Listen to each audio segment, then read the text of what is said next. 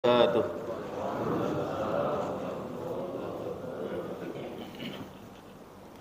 Innal hamdalillah nahmaduhu wa nasta'inuhu wa nastaghfiruh wa na'udzu billahi min shururi anfusina wa min sayyiati a'malina may yahdihillahu fala mudilla lahu wa may yudlilhu fala hadiya lahu. Asyhadu an la ilaha illallah wahdahu la syarika lahu wa asyhadu anna Muhammadan abduhu wa rasuluh. Allahumma salli wa sallim wa barik ala abdika wa rasulika Muhammad wa ala alihi wa ashabihi wa man tabi'ahum bi ihsanin ila yaumiddin. Qala Allah Ta'ala ya ayyuhalladzina amanu taqullaha haqqa tuqatih wa la tamutunna illa wa antum muslimun. Amma ba'd. Bapak dan Ibu kaum muslimin dan muslimat yang semoga dirahmati dan dimuliakan Allah Subhanahu wa taala, marilah kita senantiasa memuji dan bersyukur kepada Allah Subhanahu wa taala atas segala nikmat dan karunia yang Allah berikan kepada kita semua, terutama nikmat Islam, nikmat iman, dan juga nikmat kesehatan, sehingga di kesempatan pagi ini Allah mudahkan kita untuk melaksanakan berbagai macam ibadah. Di antaranya adalah menuntut ilmu syar'i, berusaha untuk memahami kitabullah dan sunnah Rasulullah sallallahu alaihi wasallam, berusaha untuk memahami perkara agama kita. Dalam pembahasan mengenal manhaj salaf lebih baik lagi untuk berjalan di atasnya dengan bersungguh-sungguh melalui kitab Kun Salafiyan Alal Jaddah. Dan Bapak Ibu kaum muslimin dan muslimat yang semoga dirahmati dan dimuliakan Allah, di kesempatan ini yang akan kita bahas adalah bab tentang apa yang wajib kita perhatikan terhadap individu maupun kelompok, baik tentang siapa yang harus kita muliakan dan tentang siapa yang harus kita peringatkan di antara individu maupun kelompok tersebut.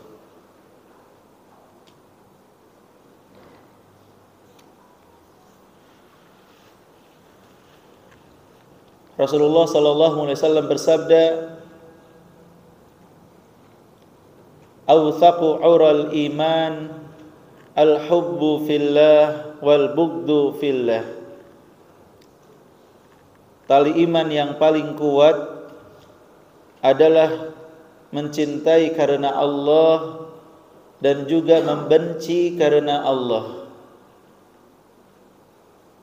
Tali iman yang paling kuat adalah cinta karena Allah dan benci juga karena Allah. Jika ada orang-orang yang harus kita cintai karena Allah, maka pasti ada orang yang harus kita benci karena Allah juga. Ada di antara mereka yang harus kita cintai secara full dan sempurna, kita hormati dan kita muliakan. Ada pegangan nggak? Biar nggak dipegang.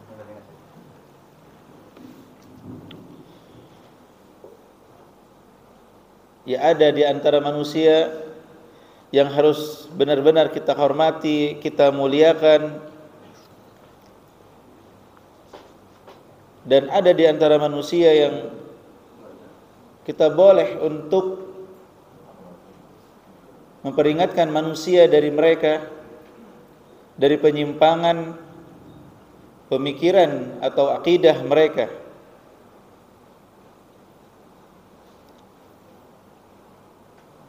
Dalam cinta dan benci, manusia tergolong menjadi tiga. Ada yang harus kita cintai sepenuhnya dan kita muliakan mereka.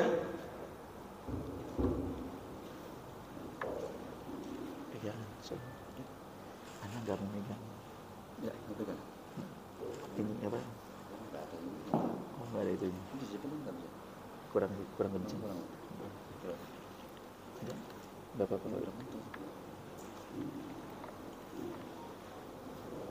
Baik Bapak Ibu kaum muslimin dan muslimat yang semoga dirahmati dan dimuliakan Allah.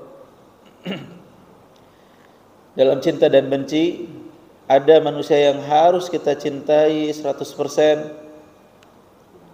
Kita muliakan mereka dari kalangan nabi dan rasul, kemudian para sahabat yang akan kita jelaskan insyaallah. Dan ada yang kita benci 100% juga. Itu mereka-mereka yang memusuhi Allah dan Rasulnya, yang menentang Allah dan Rasulnya. Sebagaimana firman Allah, ya ayyuhalladzina amanu la tattakhidhu aduwi wa aduwakum awliya. Wahai orang-orang yang beriman, jangan jadikan musuhku dan musuh kalian sebagai wali-wali, pemimpin bagi kalian. Kemudian golongan yang ketiga yang kita cintai dan kita benci di waktu yang sama, sesuai dengan kadar ketaatan dan kemaksiatan yang ada pada mereka. Kita cinta karena keimanan mereka, ketaatan mereka, tetapi karena mereka juga melakukan maksiat, kita juga benci karena Allah Subhanahu wa taala. Maka dalam memuji, memuliakan dan juga mencela serta memperingatkan, ya, harus kita pahami, jangan sampai kita mencela yang seharusnya dipuji atau memuji yang seharusnya dicela. Maka termasuk prinsip dakwah manhaj salaf adalah memuliakan mereka-mereka yang harus kita muliakan dan mencela mereka-mereka yang tercela dan yang harus diperingatkan. Siapa yang harus kita muliakan? Yang pertama, para nabi dan rasul, salawatullah wassalamu alaihim ajma'in, di mana para nabi dan rasul adalah manusia-manusia pilihan Allah, dari laki-laki yang Allah berikan wahyu dan diperintahkan untuk menyampaikan risalah kepada umatnya. Allah berfirman, Allahu yastafi minal malaikati rusula wa minan nas. Allah memilih utusan dari kalangan malaikat dan juga dari kalangan manusia. Maka tidak boleh kita mencela para nabi dan rasul.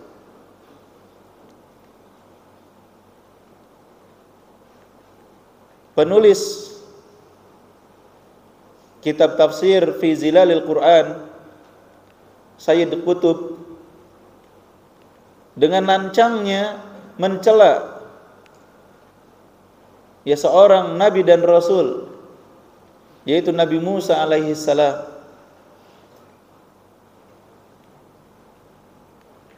dengan celaan-celaan dan sifat-sifat yang buruk. Dan sebagian ada yang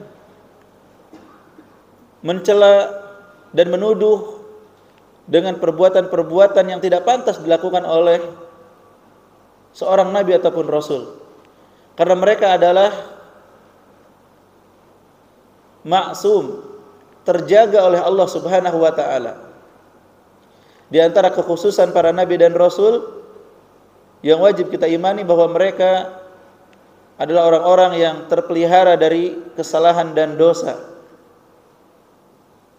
Kalaupun ada teguran dari Allah, teguran tersebut hanyalah dari sesuatu yang kurang afdol dilakukan kepada yang lebih afdol, bukan suatu dosa. Jadi para nabi dan rasul harus selalu kita muliakan, kita puji. Tidak boleh kita mencela, apalagi sampai menghina dan menuduh mereka dengan celaan-celaan dan tuduhan-tuduhan yang buruk. Termasuk iman kepada Allah adalah beriman kepada mereka semua. Kullun amana billahi wa malaikatihi wa kutubihi wa rusulihi. Semuanya beriman pada Allah, kepada malaikat-malaikatnya, kepada kitab-kitabnya, dan juga kepada rasul-rasulnya. Juga sabda Nabi SAW ketika ditanya tentang iman, antu'mina billahi wa malaikatihi wa kutubihi wa rusulihi. Beriman kepada Allah, kepada malaikat-malaikatnya, kepada kitab-kitabnya, dan juga kepada rasul-rasulnya. Maka termasuk iman kepada rasul adalah memuliakan mereka, meyakini kemaksuman mereka. Tidak boleh ada yang mencela satupun di antara nabi dan rasul yang diutus. Seperti misalnya sebutan preman. Ya. Konotasi preman adalah konotasi negatif. Betul apa tidak? Maka tidak pantas kita menyebut salah seorang di antara rasul itu premannya nabi, premannya rasul. Jadi sebutan-sebutan yang buruk tidak boleh disematkan kepada para nabi dan rasul. Mereka berhak mendapatkan kemuliaan dan sanjungan dari kita semua. Yang kedua yang harus kita hormati dan muliakan adalah para sahabat radhiyallahu anhum ajmain. Siapa para sahabat? Man laqiyan nabiyya sallallahu alaihi wasallam mu'minan bihi wa mata ala dhalik.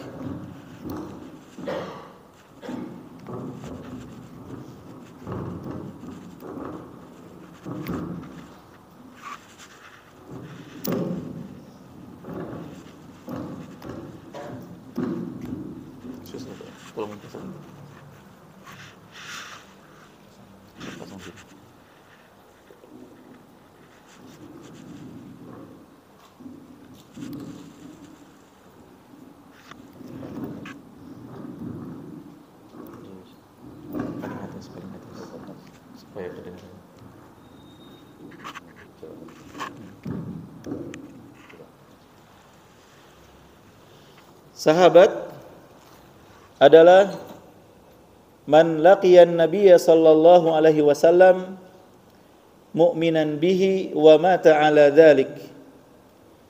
Yang berjumpa dengan Nabi sallallahu alaihi wasallam walaupun sekali, walaupun tidak melihat karena buta misalnya, tetapi dia bertemu dengan Nabi sallallahu alaihi wasallam walaupun sesaat, kemudian dia beriman kepada Nabi sallallahu alaihi wasallam dan meninggal dalam keadaan beriman kepada Rasulullah sallallahu alaihi wasallam, maka orang yang berjumpa dengan Nabi tapi tidak beriman bukan sahabat. Ya. Orang yang berjumpa dengan Nabi tapi tidak beriman bukan sahabat.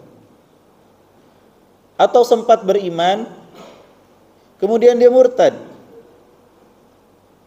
Ada orang yang sempat beriman kemudian dia murtad, meninggal dalam keadaan kafir, maka dia juga bukan sahabat. Tidak ada sahabat yang murtad. Karena ketika dia murtad dan meninggal dunia dalam keadaan murtad, maka dia bukan sahabat lagi. Ya. Tidak ada sahabat yang murtad. Karena ketika dia murtad, tidak beriman kepada Nabi, bukan sahabat lagi. Dia pernah beriman. Ya. Kemudian dia kembali kepada kekufuran, maka dia bukan sahabat. Sahabat adalah yang berjumpa dengan Nabi sallallahu alaihi wasallam kemudian beriman dan meninggal dunia di atas iman. Maka wajib bagi kita untuk memuliakan dan menghormati mereka. Bagaimana tidak, sedangkan Allah Subhanahu wa taala dan Rasulullah sallallahu alaihi wasallam memuji mereka. Allah Subhanahu wa taala berfirman, "Was-sabiqunal awwaluna minal muhajirin wal ansar walladzina ittaba'uuhum bi ihsan radhiyallahu anhum wa radu'an." Orang-orang yang pertama kali masuk Islam dari kalangan muhajirin dan juga ansar. Muhajirin mereka yang berhijrah dari Mekah dan juga dari tempat lainnya ke Madinah. Sedangkan ansar adalah yang menyambut mereka di Madinah. Allah ridho kepada mereka dan mereka pun puas atas pembalasan dari Allah Subhanahu wa taala. Ya. Maka Allah memuji para sahabat dengan banyak ayat sekali. Demikian juga Nabi sallallahu alaihi wasallam memuji mereka sebagai generasi terbaik. Khairun nasi qarni tsummal ladzina yalunahum tsummal ladzina yalunahum. Sebaik-baik manusia adalah pada masaku, kemudian setelah mereka, kemudian setelah mereka. Siapa yang hidup di zaman Nabi sallallahu alaihi wasallam? Para sahabat. Para sahabat. Maka bagaimana mungkin seorang muslim mencela orang-orang yang dipuji oleh Allah dalam Al-Qur'an, dipuji oleh Rasulullah dalam As-Sunnah? Ya, wajib bagi kita untuk memuji dan memuliakan mereka. Karena kedudukan mereka yang tinggi,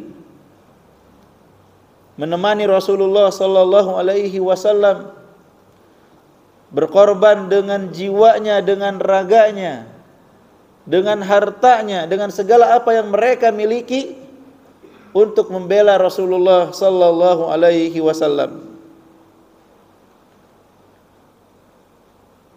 Dan Nabi sallallahu alaihi wasallam melarang kita untuk mencela mereka. Beliau sallallahu alaihi wasallam bersabda, "La tasubbu ashabi, fa walladhi nafsi biyadihi law anfaqa ahadukum mithla Uhudin dhahaba ma balagha mudda ahadihim wala nasifah." Janganlah kalian mencela sahabatku. Rasulullah berbicara ini kepada sahabat.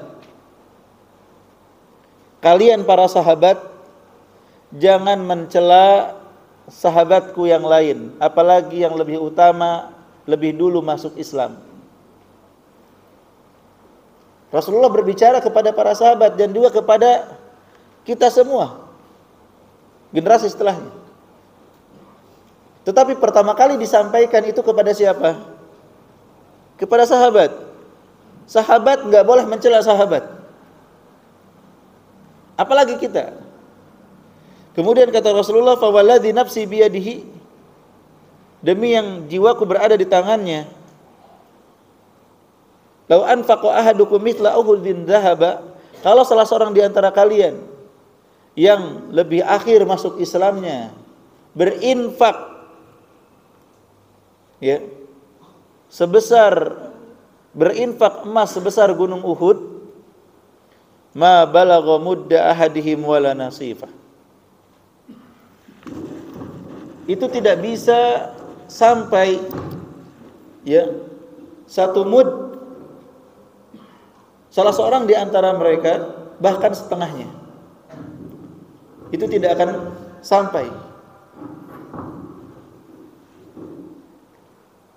Para sahabat yang masuk Islam belakangan, jika berinfak emas satu gunung Uhud, itu tidak bisa menyaingi, ya, satu mud, satu genggam orang dewasa infaknya sahabat yang lebih dulu masuk Islam. Antara sahabat ada keutamaan yang berbeda. Mereka yang lebih dulu masuk Islam, lebih dulu berjuang bersama Nabi, lebih utama daripada mereka yang masuk Islam setelah mereka. Bagaimana dengan kita? Kita bukan sahabat. Jauh sekali perbedaannya antara kita dengan sahabat. Maka sangat tidak pantas menghina, mencela, berkata buruk tentang sahabat. Ya.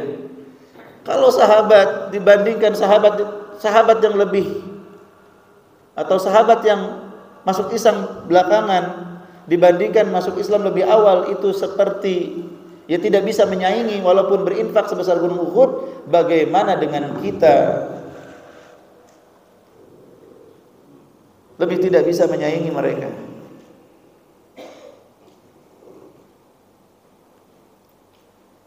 Maka sangat tidak pantas berbicara tentang sahabat dengan pembicaraan yang buruk. Menuduh mereka dengan pembuat makar, menuduh mereka dengan haus kekuasaan, menuduh mereka dengan kebodohan, menuduh mereka berzina, dan tuduhan-tuduhan dusta lainnya.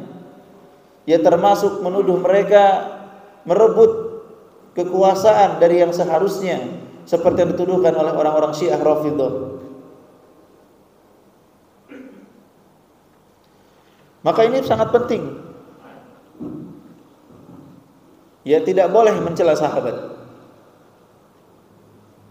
Kita jaga kehormatan mereka, dan kita menahan diri dari larut dalam membicarakan perselisihan di antara mereka, khususnya perselisihan di antara sahabat yang mulia Ali radhiyallahu anhu dan Muawiyah radhiyallahu anhu, dan juga para sahabat yang lain. Peperangan yang terjadi, perselisihan yang terjadi itu tidak lain karena ijtihad, yang mana jika mereka benar mereka mendapatkan 2 pahala, jika mereka salah mereka mendapatkan 1 pahala.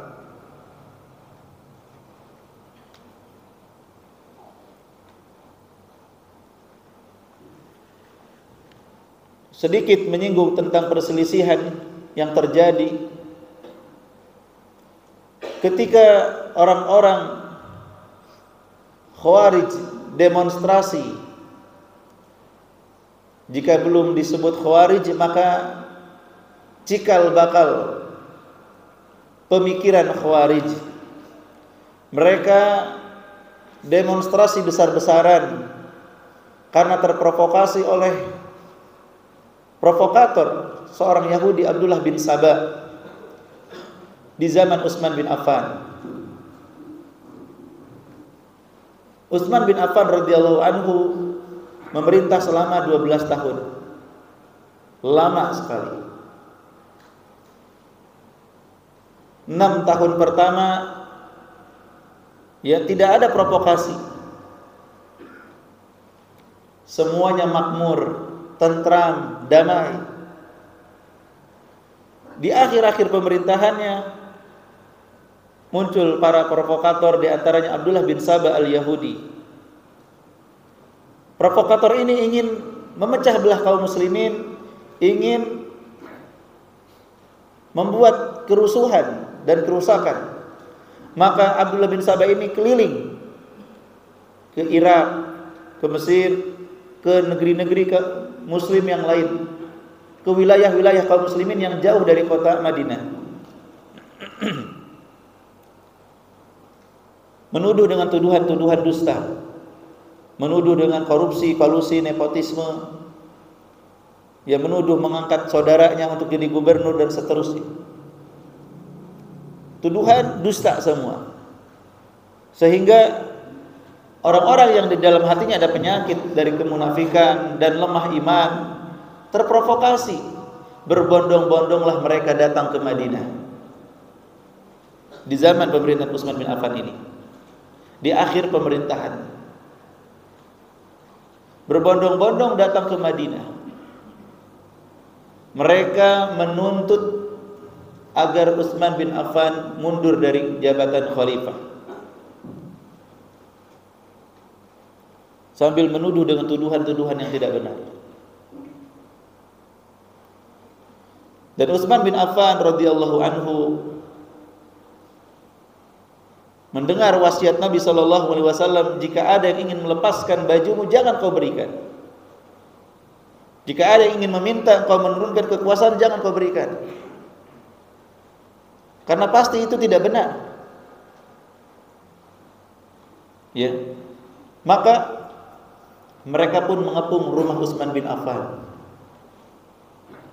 Para demonstran ini. Para sahabat meminta izin kepada Utsman bin Affan, izinkan kami memerangi mereka, mengusir mereka, memerangi mereka.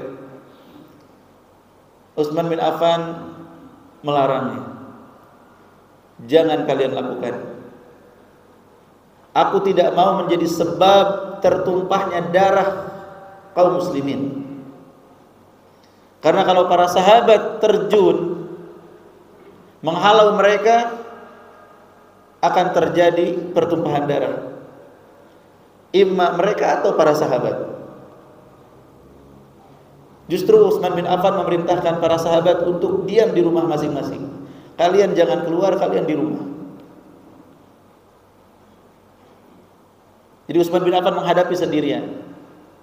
Tidak bisa keluar, tidak bisa sholat di Masjid Nabawi. Betapa jahatnya mereka. Hingga para sahabat meminta kepada Hasan dan Husain untuk berjaga. Untuk berjaga di depan pintu Utsman bin Affan. Orang-orang yang ingin mengantarkan makanan, mengantarkan minuman itu tidak sampai ke pintu Utsman bin Affan kecuali dalam keadaan babak belur. Mereka ingin membunuh Utsman bin Affan. Ya. Jadi semuanya disuruh ke rumah, hanya beberapa orang saja jaga di depan rumah Utsman bin Affan. Terus mereka mengepung. Hingga akhirnya ada salah seorang di antara mereka menyelinap ke belakang, masuk lewat atap, kemudian membunuh Utsman bin Affan dengan bengisnya. Istri yang berusaha melindunginya putus jari-jarinya, dan terbunuhlah Utsman bin Affan di situ, sedang membaca Al-Quran. Awal daripada fitnah. Setelah terbunuhnya Utsman bin Affan, mereka orang-orang yang demonstrasi tersebut menyadari gak mungkin setelah ini mereka akan jadi pemimpin, gak mungkin. Maka mereka meminta kepada beberapa sahabat, Ali bin Abi Thalib, Abdurrahman bin Auf, untuk menjadi khalifah sebagai penggantinya. Tentu para sahabat gak mau. Bagaimana bisa setelah khalifah terbunuh, kemudian jika ada khalifah yang baru, pasti akan ada prasangka kepada pemimpin selanjutnya. Para demonstran itu pun tidak patah arang. Mereka mengumpulkan sahabat dan anak-anak sahabat. Kemudian mereka mengancam, jika tidak ada yang mau jadi khalifah, akan dibunuh semua sahabat ini. Mereka pegang senjata dan mereka menguasai Madinah saat itu. Orang-orang luar dari luar Madinah. Sehingga sebagian sahabat datang kepada Ali bin Abi Thalib meminta, demi kemaslahatan, demi terjaganya darah, demi ilmu yang diemban oleh para sahabat dan anak-anak sahabat, supaya tetap tersebar, maka yang mudarat yang lebih kecil adalah engkau menjadi khalifah. Ali bin Abi Thalib radhiyallahu anhu pun mendengarkan masukan itu, maka beliau menyetujui dengan syarat, dengan beberapa syarat. Di antara syarat yang beliau ajukan, saya siap jadi khalifah, tapi yang pertama, kisos atas pembunuhan Utsman ditunda sampai kondisinya tenang dan kondusif. Karena pasti para pembunuh tidak akan ridho kalau ada kisos.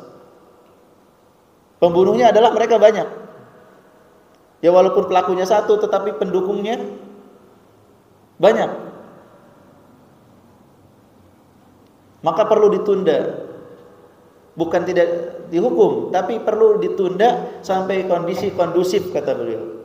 Sampai mereka kembali ke negeri masing-masing, bisa kita urus, baru bisa kita tegakkan hukuman. Ditunda. Yang kedua, kita penuhi sebagian tuntutan mereka. Mereka menuduh terjadi KKN, terjadi pemilihan anggota keluarga Utsman sebagai gubernur. Maka untuk menenangkan, meredakan mereka, semua gubernur yang diangkat oleh Utsman bin Affan harus turun, diganti oleh gubernur yang lain yang sama baiknya, yang sama memiliki kemampuan. Demi kemaslahatan, supaya tenang dulu gitu. Itu diantara beberapa syarat. Ada syarat yang lain. Nah, minimal 2 syarat ini, dan disetujui oleh para sahabat yang hadir saat itu. Baik. Dan saat itu tidak ada telepon, tidak ada WhatsApp, tidak ada media sosial. Sebelum kabar dari para sahabat sampai ke sahabat Muawiyah radhiyallahu anhu, saudaranya Utsman, penulis wahyu, termasuk yang mendapatkan pujian dari Rasulullah sallallahu alaihi wasallam, Muawiyah radhiyallahu anhu. Orang-orang jahat tadi membawa baju Utsman yang berlumuran darah radhiyallahu anhu, dan mengatakan saudaramu telah terbunuh secara keji, secara zalim. Bajunya sudah sampai di sana. Di mana Muawiyah radhiyallahu anhu gubernur di mana? Di Syam, Palestina, Suriah, Lebanon, ya Beirut di sana. Di Syam. Utsman bin Affan di Madinah. Terbunuhnya. Bajunya sudah sampai ke Syam. Maka kagetlah saudaranya ini dan sedih. Tiba-tiba mendengar dua hal. Yang pertama, tidak ada atau ditunda qisas, tapi dengernya tidak ada qisas. Yang kedua, surat perintah dari khalifah yang baru Ali bin Abi Thalib agar Muawiyah, salah satu gubernur, untuk mundur dari jabatannya. Kira-kira bagaimana, Pak? Nggak ada telepon, nggak ada WhatsApp, nggak ada. Dapat kabar yang negatif semua. Saudaranya terbunuh. Qisas nggak ada atau ditunda. Harus turun pula. Dan Muawiyah radhiyallahu anhu sangat dicintai oleh rakyatnya di Syam. Ya. Sangat dicintai di sana. Maka Muawiyah radhiyallahu anhu membawa pasukannya dari Syam untuk mempertanyakan ini maksudnya seperti apa dan bagaimana gitu. Belum mengerti beliau. Belum mengerti. Bukankah kalau ada yang terbunuh harus dikisos? Ini jelas kezaliman gitu. Terus kenapa tiba-tiba tanpa sebab, tanpa apa, gubernur harus diturunkan ya, dirinya? Beliau tidak menginginkan jabatan. Dulu juga ditunjuk bukan karena keinginan beliau. Beliau tidak haus kekuasaan. Beliau hanya ingin menegakkan kebenaran dan keadilan yang beliau pahami. Muawiyah radhiyallahu anhu. Tapi Ali bin Abi Thalib juga memiliki kebijakan dan ijtihad bagaimana caranya supaya reda, supaya peperangan tidak terus berlanjut, supaya para pemberontak ini pada pulang ke negerinya, ke wilayahnya masing-masing. Ya. Maka datanglah Muawiyah radhiyallahu anhu dengan pasukannya. Mendengar Muawiyah datang, Ali bin Abi Thalib pun bersiap untuk menyambut dengan pasukan juga. Dan Muawiyah sangat menghormati, memuliakan Ali bin Abi Thalib. Namun untuk kasus ini beliau menolak untuk berbayat dulu sampai perkaranya jelas. Ya, ketika Ali bin Abi Thalib menjadi khalifah, Muawiyah ingin kejelasan dulu. Hingga bertemu dua pasukan ini, maka saling mengunjungilah di antara dua pasukan ini, berpelukan karena mereka para sahabat. Mereka ya yang sudah lama nggak ketemu, kangen, saling berpelukan. Bahkan disebutkan mereka sholat berjamaah bareng. Hingga ketika mereka sedang tidur, orang-orang munafik, para provokator tidak diam. Mereka membagi dua pasukan, para provokator atau para munafik ini. Yang satu menyerang pasukannya Ali bin Abi Thalib, yang satu menyerang pasukannya Muawiyah. Hingga masing-masing terkejut, mengira pasukan lainlah yang menyerangnya. Hingga akhirnya terjadilah perang yang tidak dikehendaki, yang ditangisi oleh mereka, yang ditangisi oleh para sahabat. Terbunuh beberapa sahabat. Ya, maka mereka bukan karena cinta dunia, bukan karena kekuasaan dan seterusnya. Ya, ini harus disampaikan untuk diluruskan karena kisah yang beredar itu banyak yang memojokkan Muawiyah radhiyallahu anhu. Yang memojokkan para sahabat. Ada juga yang memojokkan Ali bin Abi Thalib. Maka kita ahlu sunnah yang memuliakan keduanya, menghormati mereka yang berijtihad untuk membela kebenaran. Apabila mereka benar, mereka mendapatkan dua pahala. Jika tidak, maka Satu pahala. Nah, kita cukup mendengar kisah sampai di sini. Dengan kisah yang benar, dengan kisah yang disampaikan oleh Ahlus Sunnah, yang jauh daripada tendensi dan kebencian dan juga permusuhan kepada sahabat yang lainnya. Ya, termasuk ketika perundingan antara Muawiyah dengan Ali bin Abi Thalib.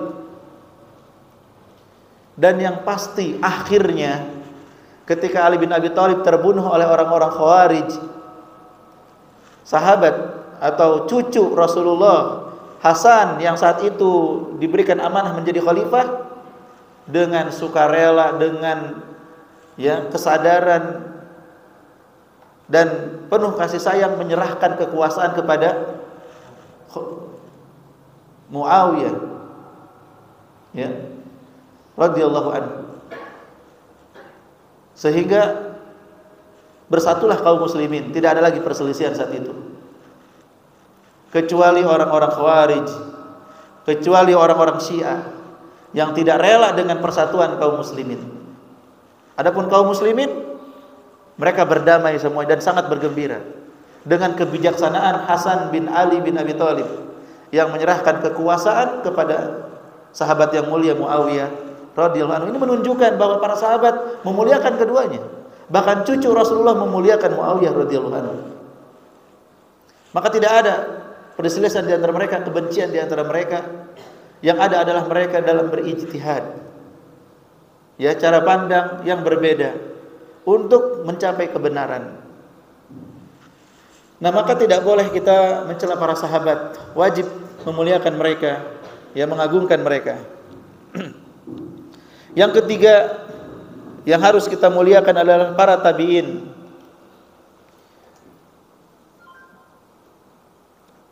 Yaitu mereka-mereka yang belajar kepada para sahabat, yang mengikuti para sahabat dengan baik. Walladzina taba'uhum bi ihsan. Dan yang mengikuti para sahabat dengan baik, khususnya yang lebih dekat dengan para sahabat adalah para tabi'in. Baru setelah itu tabi'ut tabi'in. Baru setelah itu generasi setelahnya. Mereka bertemu dengan para sahabat, mereka belajar kepada para sahabat dan mengambil petunjuk dari para sahabat. Khususnya 7 fuqaha Madinah. Khususnya 7 fuqaha ahli fikih Madinah. Siapa saja 7 orang dari para tabi'in yang dikenal dengan fuqaha Sabah.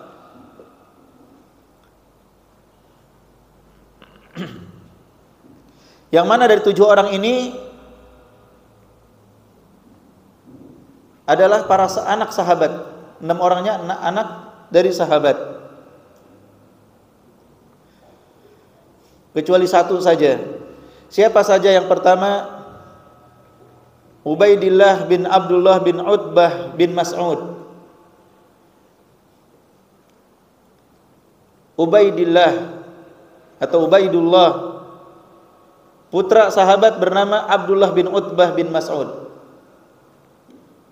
Tabi'in ini wafat tahun 98 Hijriah.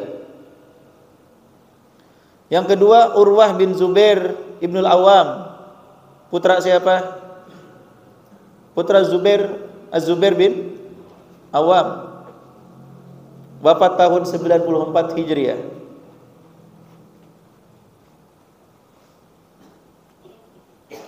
Kemudian Al-Qasim bin Muhammad bin Abi Bakar As-Siddiq radhiyallahu anhum. Putra dari Muhammad bin Abu Bakar. Wafat tahun 106 Hijriah. Kemudian Sa'id ibn Musayyib yang wafat tahun 94 Hijriah.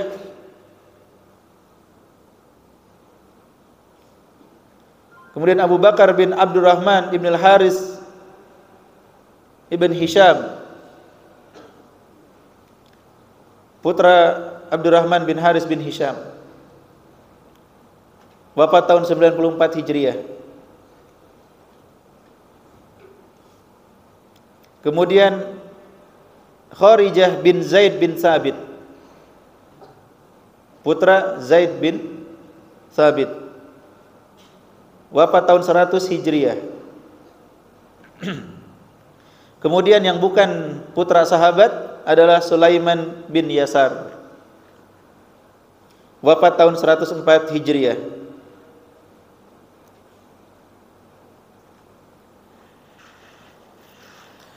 Dan fuqaha Sabah ini 7 fuqaha Madinah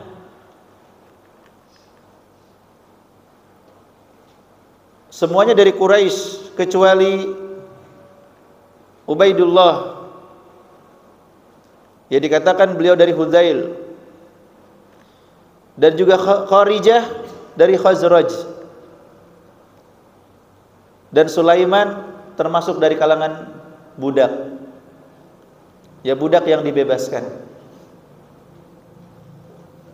Maka para tabi'in seperti mereka dan juga yang lainnya sangat banyak, ya harus kita muliakan, karena mereka menuntut ilmu dari para sahabat dan menyampaikan riwayat-riwayat dari para sahabat.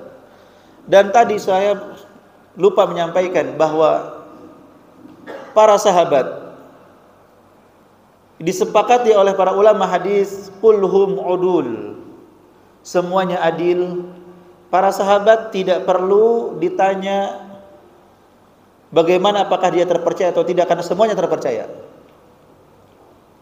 Adapun selain sahabat seperti tabi'in yang bertemu dengan sahabat, maka baru diteliti apakah dari ahli sunnah kita terima, apakah ahli bid'ah kita tolak, apakah fasik, ya apakah hafalannya lemah, maka ditolak.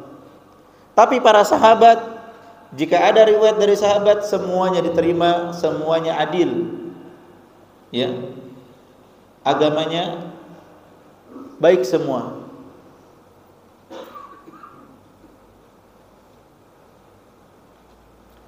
Kemudian setelah itu, setelah para tabi'in, generasi setelahnya para tabi'ut tabi'in dan para imam yang mengikuti jejak mereka dengan baik, baik dalam masalah akidah maupun dalam masalah-masalah lainnya. Mereka berpegang teguh dengan sunnah dan menjauhi segala bentuk kebid'ahan dan hawa nafsu, dan membela kebenaran dan menjelaskan kebatilan kepada umat.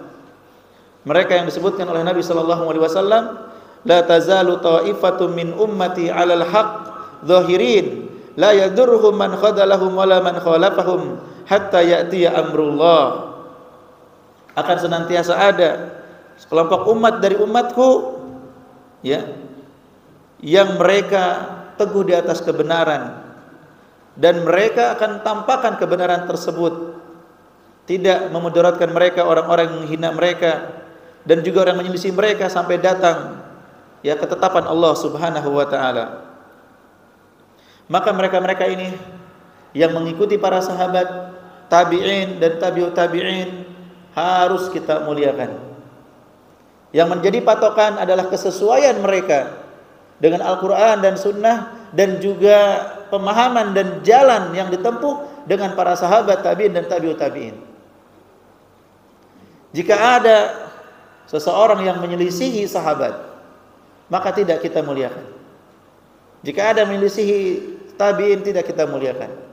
Karena ya, mereka para sahabat, tabi'in dan tabi'ut tabi'in seperti yang sudah disebutkan oleh Rasulullah sallallahu alaihi wasallam sebagai khairul qurun, sebaik-baik generasi. Bapak Ibu kaum muslimin dan muslimat yang semoga dirahmati dan dimuliakan Allah Subhanahu wa taala, merekalah yang harus kita muliakan. Para nabi dan rasul, para sahabat, para tabi'in, para tabi'ut tabi'in dan para ulama yang mengikuti jejak mereka dengan baik sampai hari ini. Lantas siapa yang boleh kita cela, kita kritik dan kita peringatkan manusia dari keburukan mereka? Yang pertama, ahli bid'ah. Ahli bid'ah yang menyelisihi Nabi sallallahu alaihi wasallam, yang membuat perkara-perkara baru dalam agama dan mengajak manusia kepada kebid'ahan mereka. Baik bid'ah dalam akidah maupun bid'ah dalam ibadah. Seperti Khawarij, Rafidhah atau Syiah, Jahmiyah, Murji'ah, Karramiyah, ahli kalam, dan yang semisal mereka yang menyebarkan pemahaman-pemahaman yang batil. Contoh Qadariyah. Ketika beberapa orang datang dari Basrah, dari Irak, kepada Abdullah bin Umar radhiyallahu anhuma, mengatakan muncul seseorang di Basrah bernama Ma'bad al-Juhani yang mengatakan takdir itu tidak ada, semua terjadi begitu saja, tidak ada takdir. Mereka menolak takdir, Qadariyah. Maka Abdullah bin Umar radhiyallahu anhu mengatakan, akhbirhum anni bari'um minhum wa hum bara'um minni. Kabarkan kepada mereka, aku berlepas diri dari mereka dan juga mereka berlepas diri dariku. Ya, maka secara kelompok kita peringatkan, juga person-person yang mendakwahkan pemikirannya juga kita peringatkan.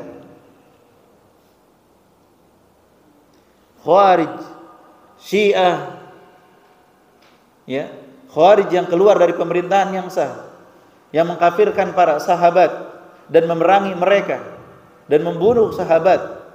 Syiah juga yang gulu terhadap Ali bin Abi Thalib, di antara mereka menjadikan Ali bin Abi Thalib sebagai Tuhan. Di antara mereka menganggap Ali bin Abi Thalib lah yang berhak jadi nabi dan rasul. Di antara mereka menganggap Ali bin Abi Thalib lah yang berhak jadi khalifah setelah Rasulullah, sehingga Abu Bakar dan Umar merebut kekuasaan dari Ali. Di antara mereka menganggap ya para imam-imam itu maksum dan seterusnya. Bahkan menganggap Abu Bakar dan Umar kafir murtad sebagai berhala Quraisy. Syiah yang menganggap Aisyah sebagai pezina, naudzubillah. Ya, maka mereka harus diperingatkan. Demikian juga Jahmiyah yang dinisbatkan kepada Jahab bin Safwan, yang berguru kepada Ja'ad bin Dirham, yang merupakan seorang murid dari Yahudi, yang menolak nama-nama dan sifat Allah Subhanahu wa taala. Juga yang muncul dengan sebagian pemikirannya dari kalangan Mu'tazilah, yang menetapkan nama tapi menolak sifat. Juga ya, yang memiliki pemahaman kullabiyah, yang menolak sebagian dan menetapkan sebagian daripada nama dan sifat Allah Subhanahu wa taala. Maka mereka harus diperingatkan agar manusia tidak tertipu dengan mereka, tidak mengikuti kebatilan mereka, kebid'ahan mereka. Yang kedua, yang boleh dikritik dan dicela dan diperingatkan dari keburukannya, para rawi dari kalangan majruhin,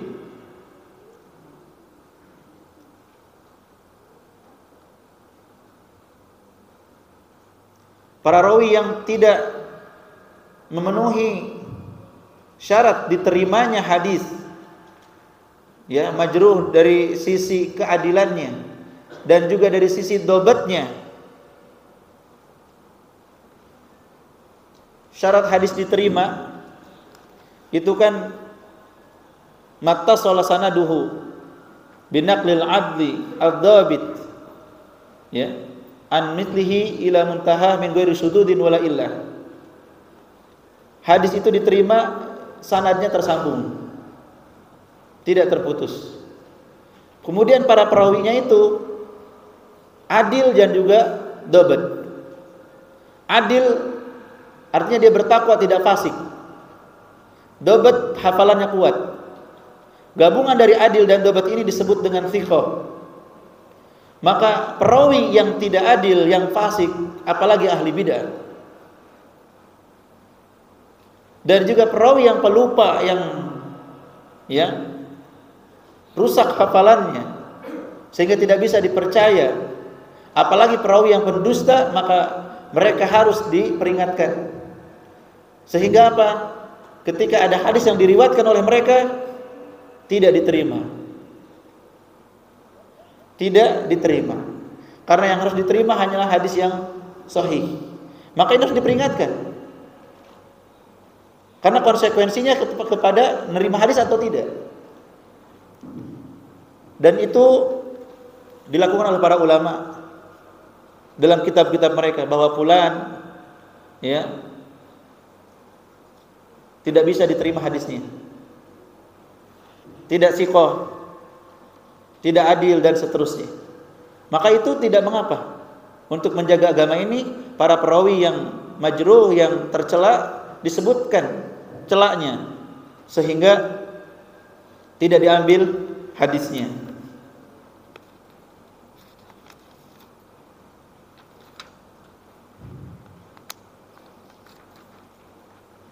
Dan ketika mencela kelompok dan juga person yang tadi disebutkan dari kalangan ahli bid'ah atau para perawi, itu para ulama salaf tidak menyebutkan kebaikan-kebaikan mereka. Meskipun mereka ada kebaikan mungkin, tetapi tidak menyebutkan kebaikan-kebaikan karena momennya adalah momen peringatan umat dari bahaya mereka, dari bahaya pemikiran khawarij. Walaupun mungkin mereka rajin sholatnya, rajin puasanya, hafal Qur'annya, tetapi itu tidak menjadi pujian bagi mereka. Mereka orang-orang yang tercela, yang menyimpang, maka diperingatkan dari penyimpangan dan kesesatan mereka. Jadi tidak harus ketika menyebutkan penyimpangan ahli bid'ah kemudian kita yang menyebutkan kebaikan-kebaikan mereka. Karena sebagian orang awam jika disebutkan kebaikan, mereka lupa dengan bahayanya, mereka ingat dengan kebaikannya. Padahal kalau mau mencari kebaikan di ahlu sunnah sangat banyak. Berkata sebagian orang kepada Imam Ahmad, apakah boleh kami membaca buku Haris Al-Muhasibi, salah seorang ahli bid'ah? Maka kata Imam Ahmad, man lam yantafi bil Quran lan yantafi bi ghairihi. Mereka mengatakan boleh enggak baca buku-buku tokoh ahli bid'ah karena banyak manfaatnya, banyak bagus tulisannya gitu. Berkaitan dengan hati sangat bagus kata mereka. Kata Imam Ahmad, siapa yang enggak bisa mengambil manfaat dari Al-Qur'an, tidak bisa mengambil manfaat dari selainnya. Artinya bahaya buku ini dibaca walaupun ada bagusnya. Karena bisa jadi seseorang kagum kepada penulisnya, kemudian terbawa dengan pemikiran yang diselipkan dalam tulisannya. Maka kata Imam Ahmad, kalau mau mengambil manfaat, kalian butuh penyuci hati, tazkiyatun nafs, coba baca Quran. Bukankah dalam Al-Quran terdapat segala ilmu yang bisa mensucikan jiwa kalian? Siapa yang gak bisa mengambil manfaat dari Al-Quran, maka gak bisa mengambil manfaat dari yang lainnya.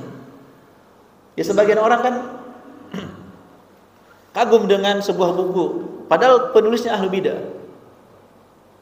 Wah, ini bagus bukunya, sangat merasuk di dalam jiwa. Kenapa tidak baca Al-Quran? Dan sesungguhnya buku-buku dari para ulama yang lain banyak.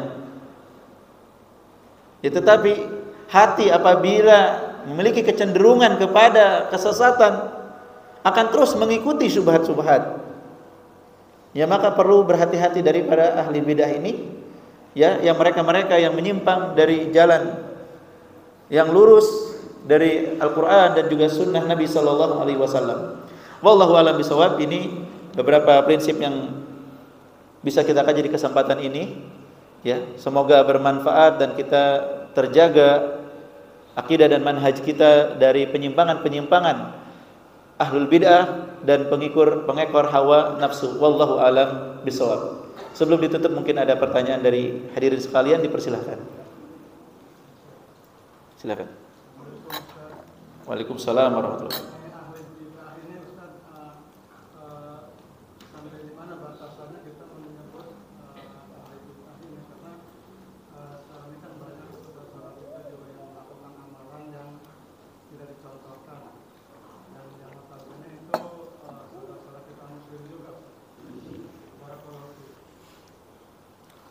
Baik.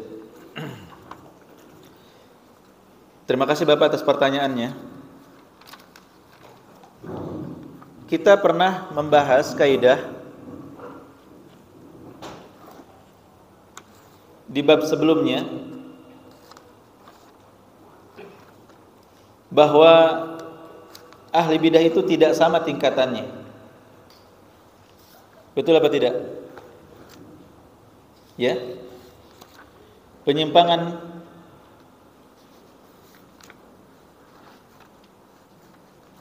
seseorang itu juga tidak sama penyimpangannya, tingkatannya. Pernah kita bahas hal itu.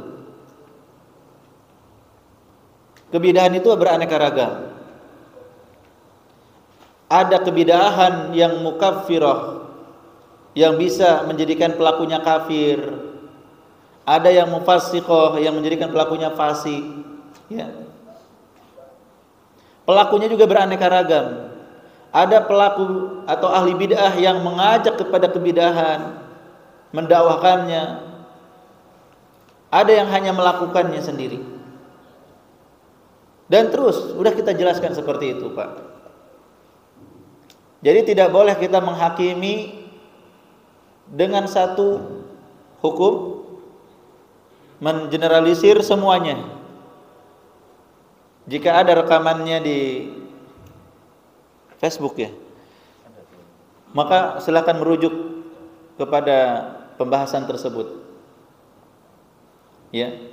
Jadi ada ahli bidah atau pelaku bidah itu yang tidak mendakwahkan bid'ahnya.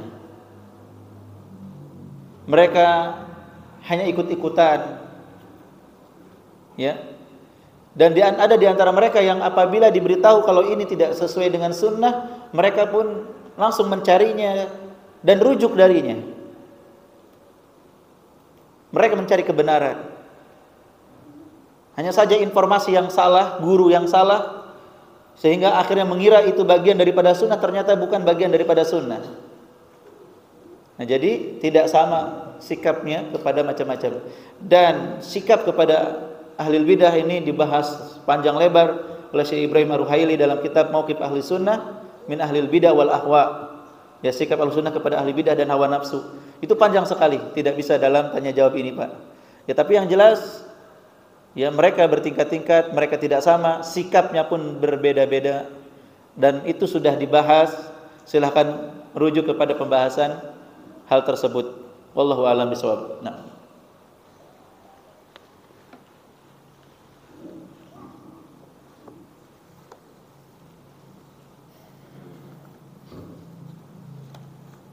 Ada lagi, Pak? Sebelum tutup, jika tidak maka kita tutup. Yang kita bahas hari ini apakah dipahami? Boleh memuji ahli bidah? Tidak. Boleh mencela sahabat? Tidak. Ya. Jangan sampai kebalik. Sahabat dicela, ahli bidah dipuji. Jangan sampai kebalik. Ya. Kita belajar siapa yang harus kita muliakan, kita agungkan, dan kita belajar juga siapa yang boleh kita cela dan kita peringatkan umat darinya. Berdasarkan dalil-dalil dan juga sikap dari para sahabat, tabi'in dan tabi'in ketika mereka yang memuji ahlu sunnah di kalangan sahabat dan juga mencela ahli bid'ah dari berbagai macam golongan, baik itu qadariyah maupun yang lainnya. Wallahu a'lam bishawab. Semoga bermanfaat. Jazakumullahu khairan. Terima kasih atas segala perhatiannya. Mohon maaf atas kekurangannya. Subhanakallahumma wa bihamdik asyhadu an la ilaha illa anta astaghfiruka wa atubu ilaik. Assalamualaikum warahmatullahi wabarakatuh.